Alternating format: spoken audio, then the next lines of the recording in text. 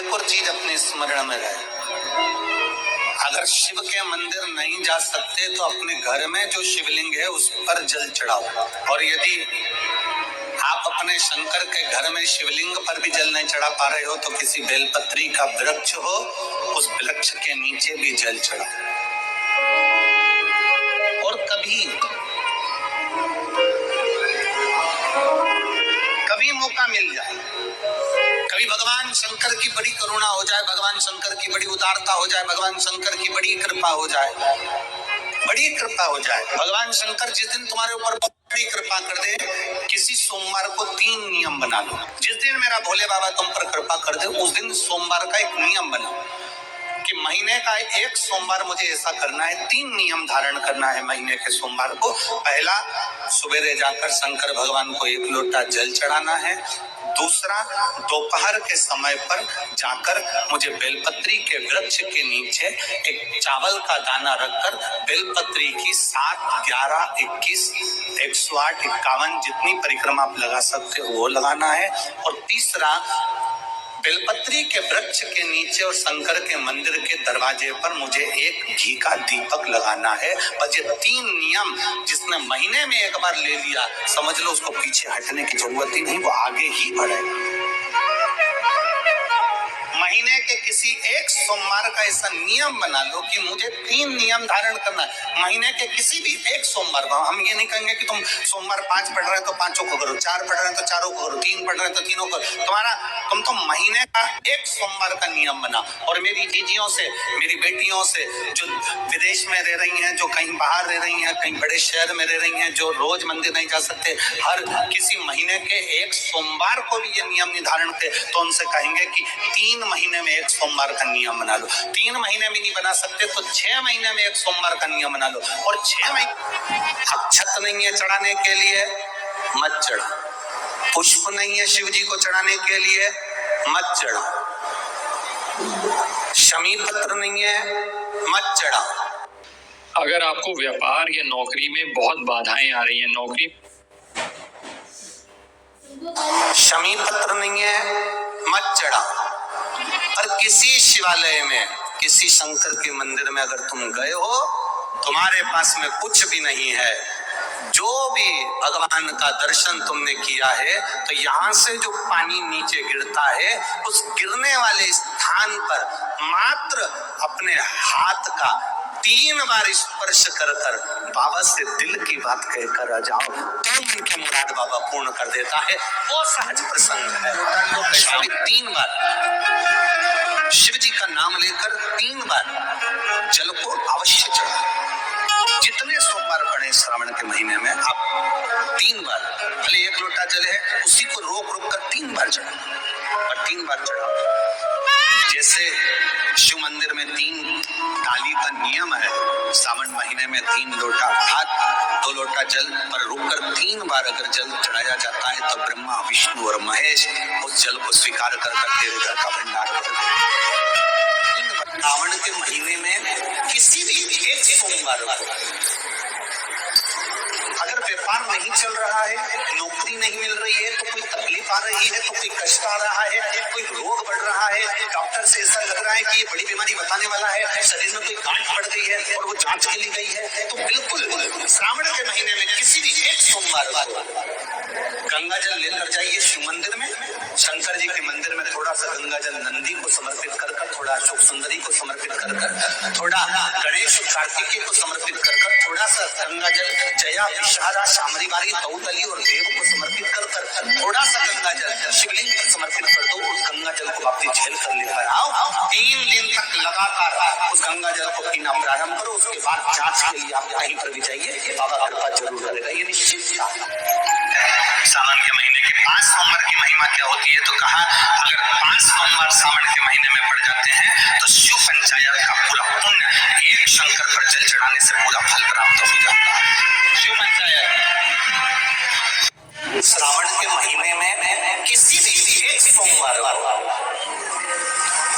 अगर व्यापार नहीं चल रहा है, नौकरी नहीं मिल रही है, तो कोई तकलीफ आ रही है, तो कोई कष्ट आ रहा है, कोई रोग बढ़ रहा है, डॉक्टर से ऐसा लग रहा है कि ये बड़ी बीमारी बताने वाला है, शरीर में कोई गांठ पड़ गई है और वो जांच के लिए गई है, तो बिल्कुल श्रावण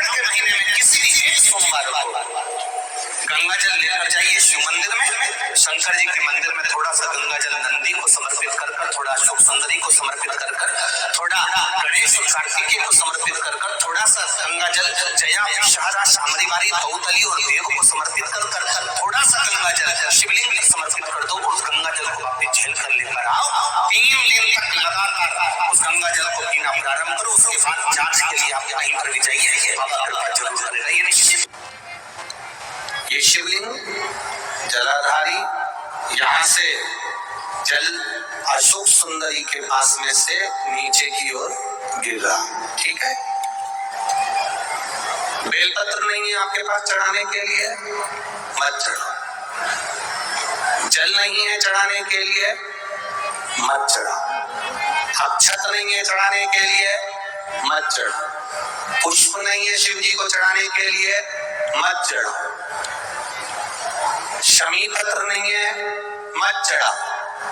पर किसी शिवालय में, किसी शंकर के मंदिर में अगर तुम गए हो, तुम्हारे पास में कुछ भी नहीं है, जो भी भगवान का दर्शन तुमने किया है, तो यहाँ से जो पानी नीचे गिरता है, उस गिरने वाले स्थान पर मात्र अपने हाथ का 3 बार स्पर्श कर कर बाबा से दिल की बात कहकर आ जाओ, तुम बाबा पूर्ण कर देता है।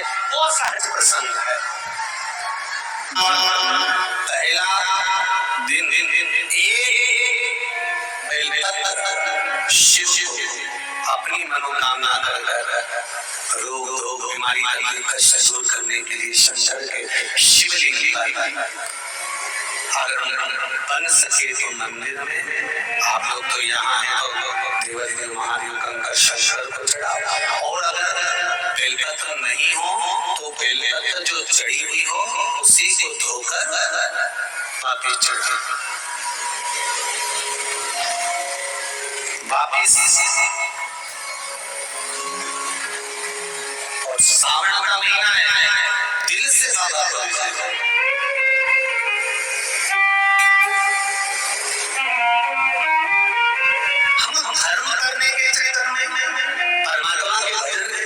किसी का अपमान ना करें। इसका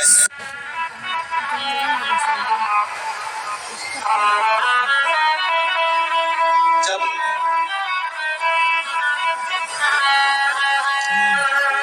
सारी दुनिया की ठोकर खा लो, सारी दुनिया के हाथ जोड़ लो, सारी दुनिया से निवेदन कर लो, और उसके बाद भी तुम्हारी दुख की घड़ी समाप्त नहीं हो, तब प्रयास करना। तुम्हारे घर में कोई गमला हो, कोई पौधा लगा हो, जो भी पौधा लगा, हम ये नहीं कहेंगे कि वो गुलाब का है कि गेंदा का है कि शमी का है कि बेलपत्री का है। जो पौधा तुम्हारे घर में लगा, जो पौधा, एक प्रयास करना। अभी सावन चालू हुआ है,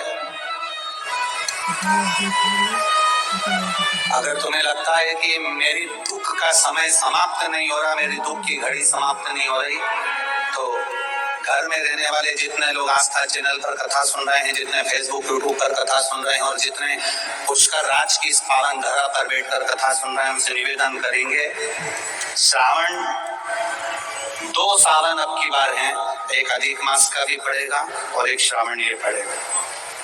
ये जब 2 श्रावण पड़ते हैं तो इसमें हरि और हर का मिलन होता है, हरि और हर का मिलन, क्योंकि अधिक मास जो है वो भगवान पुरुषोत्तम का है, भगवान विष्णु का, और सावन के मध्य में अगर पड़ रहा है तो देवादिदेव महादेव के साथ भगवान हरि का मिलन हुआ है, इसलिए इसको हरिहर श्रावण कहते हैं।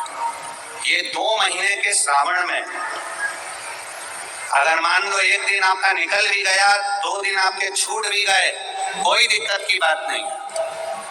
जिस जो पेड़ तुम्हारे यहाँ लगाओ, जो पौधा तुम्हारे यहाँ लगाओ, जो वृक्ष तुम्हारे यहाँ लगाओ, जो क्यारा तुम्हारे यहाँ, कुंडी तुम्हारे यहाँ, उसी की मिट्टी को, उसी के पेड़ के नीचे, उसी पौधे के नीचे उस मिट्टी को थोड़ा सा हाथ से उसको उठाकर एक लिंग की आकृति बना ले। उसमें जलाधारी बनाने की जरूरत नहीं, केवल लिंग की आकृति बनाकर उसी की पूजन वहीं कर पानी चढ़ाकर 15 से 20 मिनट बाद अपना काम करने के बाद उसी को उसी मिट्टी में विसर्जन कर दें। अपनी कामना कर देव अधिदेव महादेव 2 महीने के बाद क्या देगा ये सावन के सोमवार में अगर आप ये 3 नियम अपना लेते हैं तो शिव पुराण में वर्णित है।